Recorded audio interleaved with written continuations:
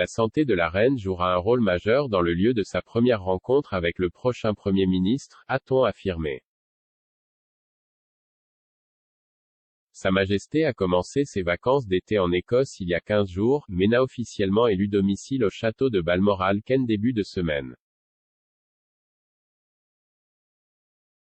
Elle reste normalement au nord de la frontière jusqu'au début octobre tout en assistant à un certain nombre des engagements traditionnels, notamment en regardant des événements au Braemar Gathering et en lançant le Gilly Ball. Cependant, la course à la direction conservatrice en cours a jeté une clé dans le journal soigneusement planifié du monarque. Liz Truss et Rishi Sunak font actuellement campagne dans tout le pays pour gagner les faveurs des membres du Parti conservateur, chargés de décider qui sera le prochain Premier ministre. Le vote par correspondance est déjà en cours et se termine à 17 h le 2 septembre.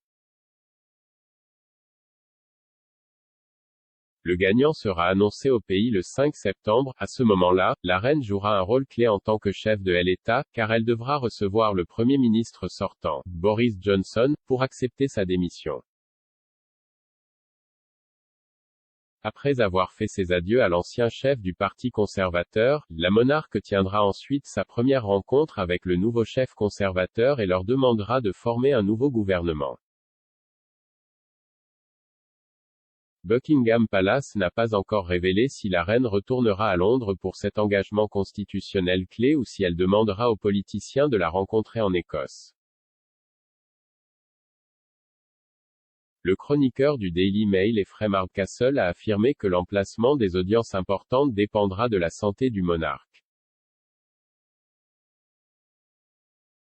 Il a écrit, la reine ne rencontrera son nouveau Premier ministre à Balmoral que si sa santé est suffisamment mauvaise pour le justifier, m'a-t-on dit. Les courtisans préfèrent ce résultat en raison de la publicité négative que l'alternative apporterait.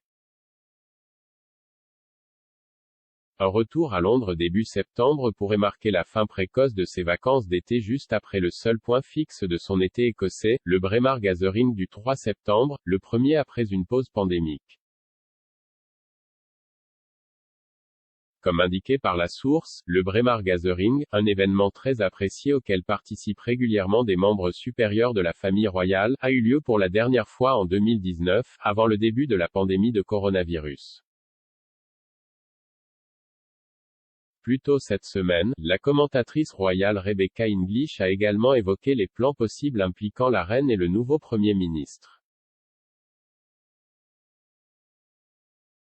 Elle a écrit sur Twitter, le plan actuel est que, Sa Majesté, interrompe son séjour pour le public avec les PM sortants et entrants, mais ceste, à confirmer, plus près du moment et dépend clairement de la santé de la reine. La reine connaît des problèmes de mobilité épisodiques depuis quelques mois, au cours desquels elle a parfois été contrainte de se retirer d'événements et d'être représentée par le prince Charles, son fils et héritier. Plus particulièrement, le prince de Galles a remplacé sa mère en mai pour prononcer le discours de la reine lors de l'ouverture officielle du Parlement. Il a assisté à la cérémonie en tant que l'une des conseillers des États de la reine et était accompagné de son épouse Camilla, duchesse de Cornouailles, et du prince William, son successeur et deuxième conseiller des États.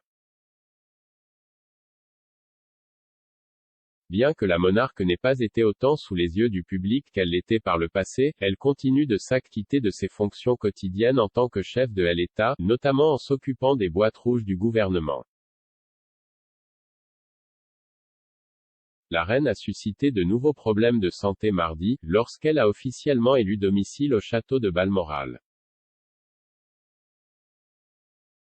Ce changement de résidence est normalement marqué par une garde d'honneur publique tenue dans l'enceinte du château. Cependant, l'accueil traditionnel a été effectué en privé pour le confort de la reine, selon une source. Ils ont déclaré, il s'agit d'un changement dans la lignée des événements adaptés pour le confort de Sa Majesté.